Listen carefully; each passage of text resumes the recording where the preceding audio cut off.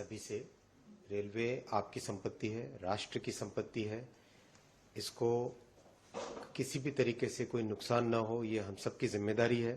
तो मेरा निवेदन है कि किसी भी तरह के वायलेंट प्रोटेस्ट न करें और रेलवे की संपत्ति को बिल्कुल भी नुकसान न करें। ये आपकी संपत्ति, आप ही की सेवा के लिए है।